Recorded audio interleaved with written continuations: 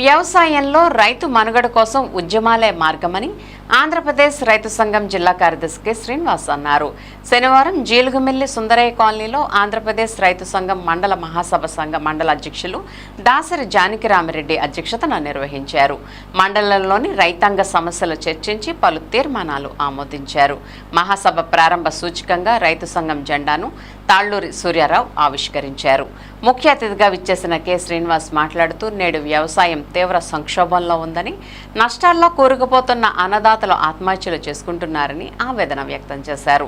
రైతులు కష్టపడి పండించిన ఏ ఒక్క పంటకు కనీస మద్దతు ధర రావడం లేదని అన్నారు.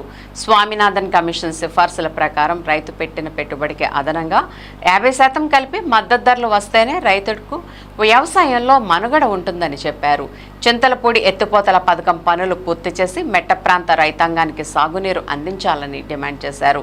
ఆంధ్రప్రదేశ్ రైతు సంఘం మండల కార్యదర్శి సిరిబత్తుల సీతారామయ్య, సిఐటియు మండల కార్యదర్శి చిట్టుబొమ్మ కొండలరావు, వ్యవసాయ కార్మిక సంఘం మండల కార్యదర్శి కారం నాగదుర్గ మాట్లాడుతూ గ్రామ స్థాయి నుండి రైతాంగ సమస్యలపై పోరాటాలు చేయాలని కోరారు. ఈ మహాసభలో సుంకవల్లి శేషగిరిరావు, బొంతు వెంకటేశ్వరరావు, తాళ్లూరి సూర్యారావు, దాసరి రామారావు, చౌడే కన్నప్పరాజు, పాయం లక్ష్మణరావు, జక్కుల వెంకటేశ్వరరావు, ఎం ప్రభాకర్ తదితరులు పాల్గొన్నారు. కె శ్రీనివాస్, ఆంధ్రప్రదేశ్ రైతు సంఘం ఏలూరు జిల్లా కార్యదర్శి. ఈరోజు ఆంధ్రప్రదేశ్ రైతు సంఘం జీలుగుమిల్లి మండల మహాసభని జీలుగుమిల్లిలో నిర్వహించడం జరిగింది. ఈ మండల మహాసభలో మండలంలోని రైతాంగ సమస్యలు చర్చించి పలు తీర్మానాలను కూడా ఆమోదించడం జరిగింది. ప్రధానంగా నూతన మండల కమిటీని కూడా ఎన్నుకున్నాం. నూతన అధ్యక్షులుగా దాసరి జానకిరామిరెడ్డి గారు, అలాగే నూతన జిల్లా మండల కార్యదర్శిగా సిరిబత్తుల సీతారామయ్య గారు ఎన్నికయ్యారు. 15 మందితో కమిటీ ఎన్నిక జరిగింది. 6గురితో ఆఫీస్ బేరర్స్ కమిటీ కూడా ఎన్నిక జరిగింది. అలాగే మండలంలో సమస్యలు కూడా చర్చించి తీర్మానాలు ఆమోదించాం. ప్రధానంగా చింతలపూడి ఎత్తిపోతల పథకం పనులు పూర్తి చేయకపోవడం వల్ల మెట్ట ప్రాంత రైతాంగానికి నీళ్లు అందడం లేదు. కాబట్టి చింతలపూడి ఎత్తిపోతల పథకం పనులు పూర్తి చేసి మెట్ట ప్రాంత రైతాంగానికి సాగునీరు అందించాలని చెప్పి ఈ సందర్భంగా కోరుతా ఉన్నాం.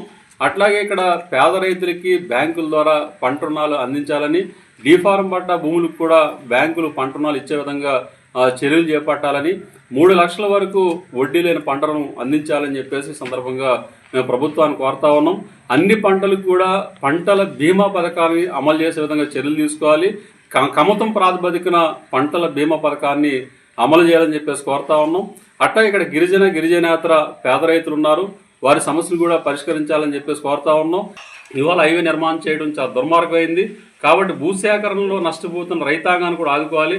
ప్రధానంగా జీలుగుమిల్లి నుంచి పోలవరం వరకు వేస్తున్న హైవే రోడ్లు కూడా భూములు కోల్పోతున్న రైతాంగాన్ని, పేదలను కూడా ఆదుకోవాలని చెప్పేసి సందర్భంగా మేము డిమాండ్ చేస్తా ఉన్నాం. రైతాంగ సమస్యల్ని పరిష్కరించి రైతాంగాన్ని ఆదుకోవాలి.